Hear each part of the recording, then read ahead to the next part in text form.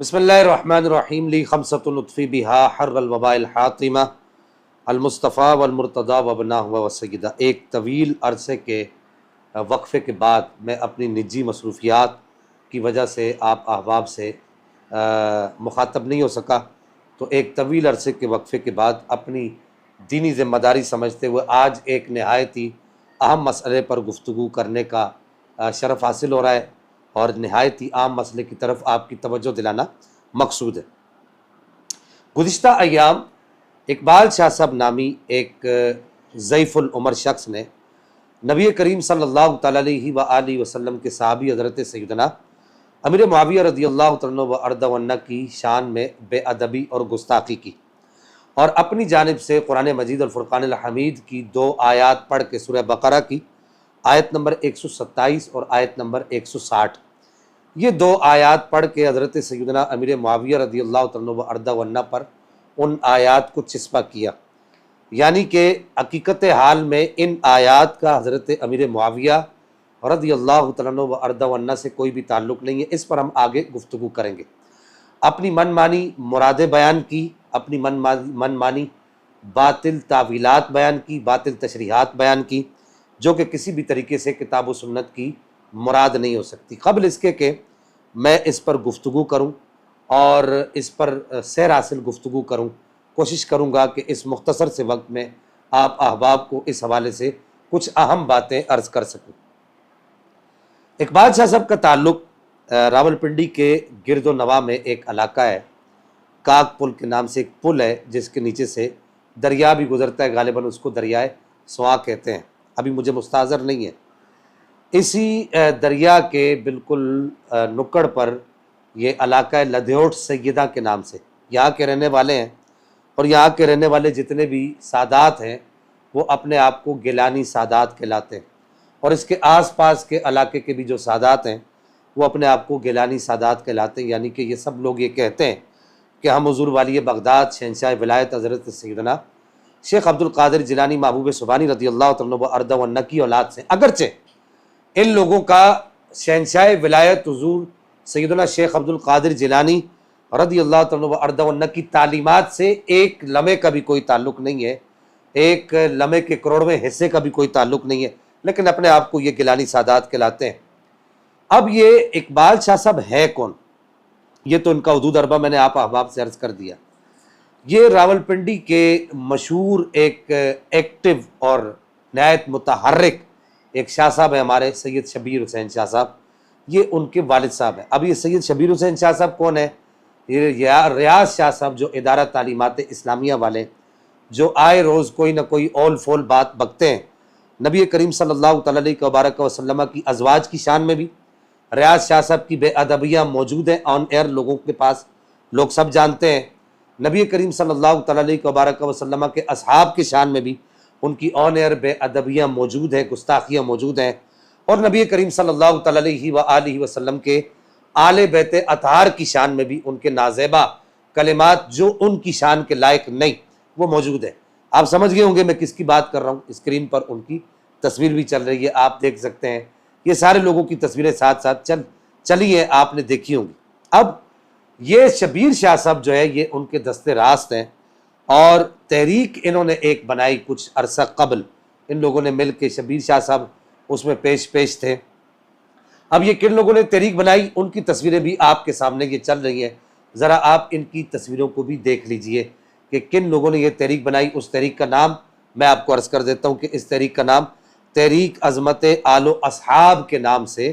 انہوں نے ایک تحریک بنائی، ان سب لوگوں نے۔ ان میں سنیوں کے سابقہ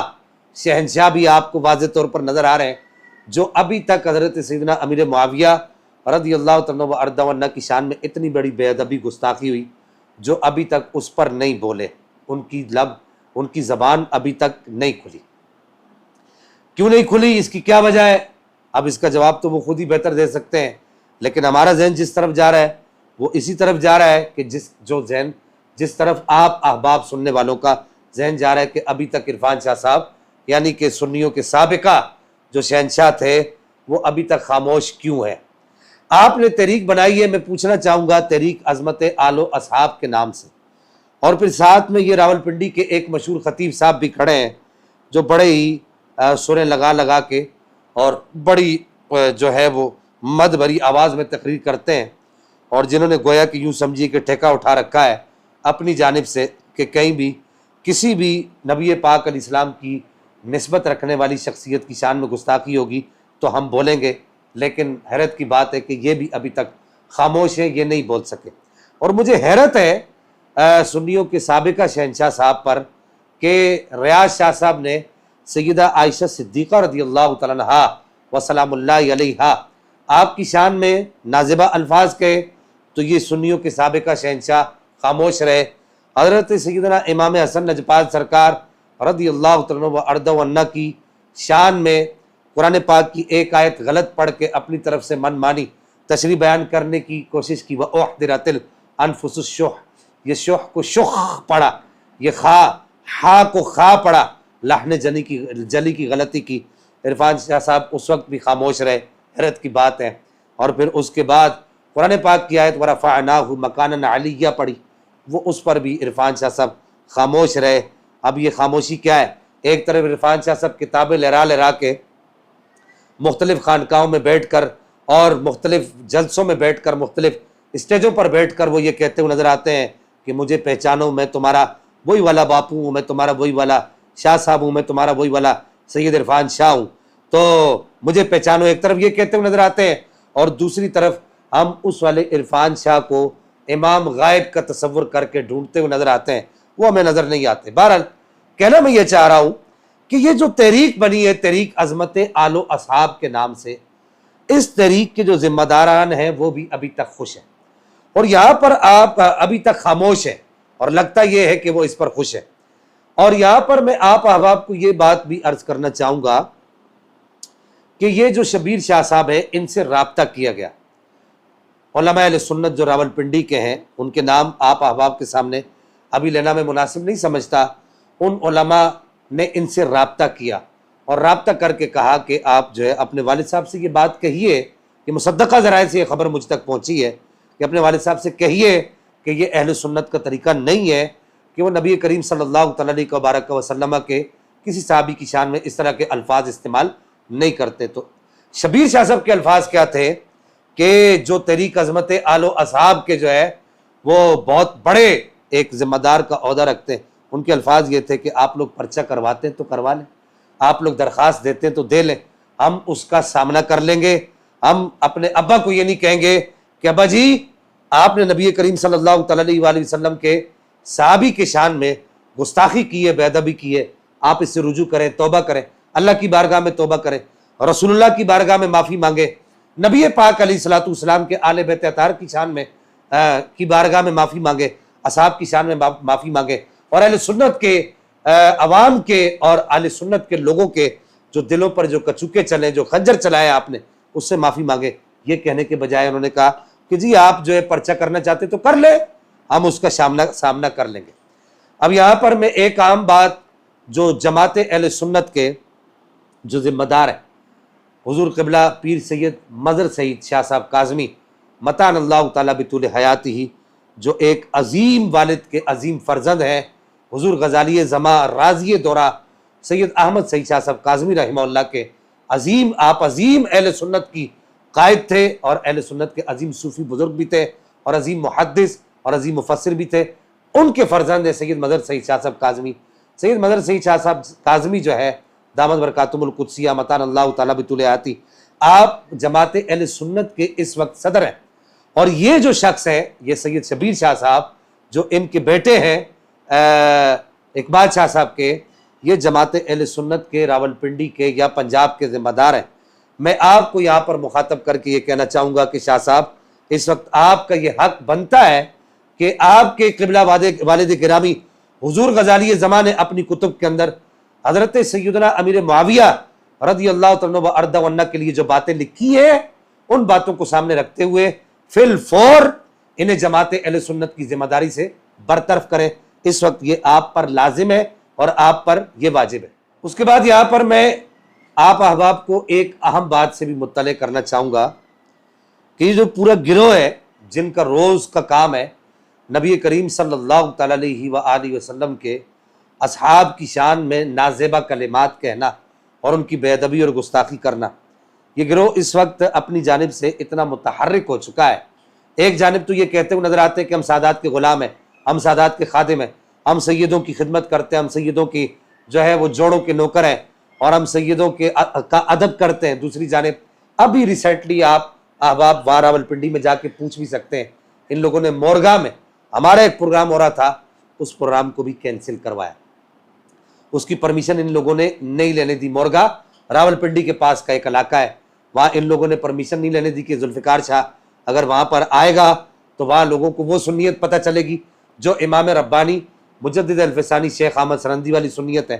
وہاں لوگوں کو وہ سنیت پتہ چلے گی جو امام احمد رضا خان محدث بریلی والی سنیت ہے، اور وہاں لوگوں کو وہ حقیقی حسینی سنیت پتہ چلے گی جو سرکار فاتح قادیانیت حضرت سیدنا پیر علی شاہ صاحب رحمہ اللہ والی سنیت ہے۔ یہ سنیت لوگوں تک نہ پہنچ جائے، اس وجہ سے انہوں نے ہمارا پروگرام بھی کینسل کروایا۔ اب یہاں پر میں ان لوگوں کو یہ بات کہنا چاہوں گا کہ آپ اپنے آپ کو سید ہونے کے دعوے دار ہیں، تو کیا آپ لوگ حضرت سیدنا فاتح قادیانیت حضرت سرکار سیدنا پیر علی شاہ صاحب رحمہ اللہ سے جو مأمور من الرسول ہے ان سے بڑے سید ہیں؟ آپ کیا ان سے بڑے سید ہونے کے دعوے دار ہیں؟ انہوں نے اپنے فتاوی کے اندر جگہ جگہ حضرت امیر معاویہ رضی اللہ تعالیٰ عنہ وارضہ عنہ کے نامی اس میں گرامی کے ساتھ سیدنا کے الفاظ لکھے ہیں، اور حضرت سیدنا امیر معاویہ رضی اللہ تعالیٰ عنہ وارضہ عنہ کی شان میں بے ادبی گستاخی کرنے والے کے خلاف آپ نے کتنا سخت الفاظ لکھے ہیں۔ وہ یہ آپ فتاوی میریہ شریف کی یہ عبارت آپ کے سامنے چل رہی ہے، ان الفاظ آپ کے مصدقہ الفاظ ہیں، آپ نے اس فتوے کی تصدیق کی ہے، تو آپ یہاں پر کیا کہیں گے کہ کیا آپ ان سے بڑے سید ہیں؟ آپ کو شرم نہیں آتی کہ آپ آئے روز نبی پاک صلی اللہ تعالیٰ علیہ وسلم کے صحابہ کرام رضوان اللہ تعالیٰ علیہم اجمعین کی شان میں بے ادبی کرتے؟ اس کے بعد یہاں پر بعض لوگوں کو غلط فہمی رہتی ہے کہ جی انہوں نے سورہ بقرہ کی آیت نمبر 127 پڑھی اور 160 پڑھی ہے۔ 127 جو آیت کریمہ پڑھی ہے، اعوذ باللہ من الشیطان الرجیم بسم اللہ الرحمن الرحیم الذین ینقضون عہد اللہ من بعد میثاقہ ویقطعون ما امر اللہ بہ ان یوصل ویفسدون فی الارض اولئک هم الخاسرون۔ یہ آیت کریمہ پڑھی ہے سورہ بقرہ کی، اور اس آیت کریمہ کی اپنی طرف سے تفسیر بیان کی ہے۔ میں اس پورے دھڑے کے لوگوں کو یہ کہنا چاہوں گا کہ مصادر اہل سنت میں سے کسی معتبر اور معتمد تفسیر سے اس طرح کی تفسیر دکھا دیں، اس طرح کی کوئی تشریح دکھا دیں کہ کسی اہل سنت کے مفسر نے اس طرح کی تشریح کی ہو جو انہوں نے کی ہے۔ حضرت امیر معاویہ رضی اللہ تعالیٰ عنہ وارضہ عنہ کی ذات گرامی پر اس آیت کریمہ کو فٹ کیا، اسی طریقے سے جو سورہ بقرہ کی آیت نمبر 160 پڑھی ہے اور اس کو بھی حضرت امیر معاویہ رضی اللہ تعالیٰ عنہ وارضہ عنہ کی ذات گرامی پر فٹ کرنے کی کوشش کی ہے، تو کسی بھی اہل سنت کے مصادر میں سے تفسیر کے معتبر اور معتمد مصادر میں سے کسی بھی مصدر سے یہ دکھا دے کہ یہ تفسیر جو انہوں نے، یہ باطل تشریح جو انہوں نے بیان کی ہے، اس کو تفسیر تو نہیں کہہ سکتے، اپنی جانب سے جو باطل تشریح بیان کی ہے کسی اہل سنت کے مفسر نے، معتبر اور معتمد مفسر نے بیان کی ہو، یہ نہیں دکھا سکتے۔ اب یہاں پر میں ایک اہم بات آپ تمامی احباب سننے والوں کو یہ کہنا چاہوں گا کہ ہم کتاب و سنت کی مرادوں کو سمجھنے میں اپنی اٹکل پچھو نہیں دوڑاتے، ہم کتاب و سنت کے معنی اور مطالب اور مفاہیم کو سمجھنے میں اپنی عقل کے محتاج نہیں ہوتے، اپنی عقل کے گھوڑے نہیں دوڑاتے، بلکہ ہم کتاب و سنت کی مرادوں کو سمجھنے میں اکابرین اہل سنت کی تشریحات اور اکابرین اہل سنت کی تعویلات اور تفسیرات کے پابند ہیں، پابند تھے اور پابند رہیں گے۔ یہ میرے پاس امام ربانی مجدد الفسانی شیخ احمد سرندی کے مکتوبات ہیں، اور اس کی جلد نمبر اول ہے اور اس کا مکتوب نمبر 157 ہے، آپ کے سامنے یہ تراشا چل رہا ہے، آپ اس کو دیکھ سکتے ہیں۔ امام ربانی مجدد الفسانی شیخ احمد سرندی یہاں پر واضح الفاظ میں ارشاد فرماتے ہیں، آپ فرماتے ہیں اے سعادت مند، جو کچھ ہم پر اور آپ پر لازم ہے وہ یہ ہے کہ اول اپنے عقائد کو کتاب و سنت کے موافق درست کرے، جس طرح کے علماء حق نے کہ خدا ان کی کوششوں کو مشکور فرمائے، ان عقائد کو کتاب و سنت سے سمجھائے اور وہاں سے اخذ کیا ہے، کیونکہ ہمارا اور آپ کا سمجھنا اگر ان بزرگواروں کے فہم کے موافق نہیں ہے تو وہ اعتبار سے ساقط ہے، یعنی اس کا کوئی اعتبار نہیں ہے، کیونکہ ہر بدعتی اور گمراہ اپنے باطل احکام کو کتاب و سنت ہی سے سمجھتا ہے. ہر بدعتی اور گمراہ اپنے باطل احکام کو کتاب و سنت ہی سے سمجھتا ہے اور وہیں سے اخذ کرتا ہے، حالانکہ ان سے کسی چیز کا فائدہ حاصل نہیں ہوتا. یہ امام ربانی مجدد ثانی شیخ احمد سرندی سرکار رضی اللہ تعالیٰ عنہ نے یہاں پر واضح طور پر اس بات کو لکھا ہے. اور پھر واضح حدیث مبارکہ موجود ہے کہ نبی کریم صلی اللہ تعالیٰ علیہ وآلہ وسلم نے ارشاد فرمایا کہ من قال فی القرآن برأیہ فاصاب فقد اخطأ. جس نے قرآن مجید الفرقان الحمید میں اپنی رائے سے کچھ کہا، اگرچہ اس نے درست بھی کہا، پھر بھی اس نے خطا کی، اس نے حق بات نہیں کی. اپنی رائے سے تو قرآن میں بات کرنے کی اجازت ہی نہیں ہے. پھر اس کے بعد یہی مکتوبات شریف ہے اور اس میں صفحہ نمبر 687 ہے اور اس کا مکتوب نمبر ہے 289. یہاں پر امام ربانی مجدد ثانی شیخ احمد سرندی ایک بڑا زبردست اصول بیان کرتے ہیں. آپ فرماتے ہیں کہ پس صوفیہ کا جو کلام علماء اہل سنت و جماعت کے اقوال کے موافق ہے وہ قبول ہے، اور جو ان کے اقوال کے مخالف ہے وہ مردود اور نامقبول ہے، یعنی اس کو قبول نہیں کیا جائے گا. اب یہ مکتوبات شریف ہی کی جلد اول ہے اور اس کا صفحہ نمبر 505 ہے میرے سامنے اور مکتوب نمبر ہے 251. امام ربانی مجدد الفسانی شیخ احمد سرندی، چونکہ یہ لوگ اپنے آپ کو سلسلہ نقشبندیہ سے منسوب کرتے ہیں، اس لیے میں یہاں پر امام ربانی مجدد الفسانی شیخ احمد سرندی ہی کے مکتوبات شریف کا بار بار آپ حضرات کو حوالہ دے رہا ہوں. یہ آپ کے سامنے تراشا چل رہا ہے، آپ دیکھ سکتے ہیں کہ امام ربانی ارشاد فرماتے ہیں کہ لیکن جاننا چاہیے کہ حضرت امیر کرم اللہ تعالیٰ وجہ الکریم جانی مولا کائنات مولا حیدر کرار کرم اللہ تعالیٰ وجہ الکریم کے ساتھ لڑائی کرنے والے خطا پر تھے اور حق حضرت امیر کی طرف تھا، لیکن چونکہ یہ خطا اجتہادی کی طرح تھی اس لیے ملامت سے دور ہے اور اس پر کوئی مواخذہ نہیں ہے، جیسا کہ شارح مواقف آمدی سے نقل کرتا ہے کہ جمل و صفین کے واقعات اجتہاد سے ہوئے ہیں. آگے امام ربانی ارشاد فرماتے ہیں شیخ ابو شکور سالمی نے تمہید میں تصریح کی ہے کہ اہل سنت و جماعت اس بات پر ہے کہ معاویہ بمع ان کے تمام اصحاب کے جو ان کے ہمراہ تھے سب خطا پر تھے، لیکن ان کی خطا اجتہادی تھی. اور شیخ ابن حجر نے سوائق میں کہا ہے کہ حضرت معاویہ اور حضرت امیر کرم اللہ تعالیٰ وجہ الکریم رضی اللہ تعالیٰ وردہ عنہ کے درمیان جھگڑے از روئے اجتہاد کے ہوئے ہیں، اور اس قول کو اہل سنت کے معتقدات سے فرمایا ہے. آپ کسی کے شاذ قول کو لے کے آپ حضرت معاویہ رضی اللہ تعالیٰ وردہ عنہ جو صحابی رسول ہیں ان پر طعن کریں، یہ بات کبھی بھی قبول نہیں کی جائے گی. کہ امام ربانی ارشاد فرماتے ہیں کہ یہ اہل سنت کے معتقدات سے،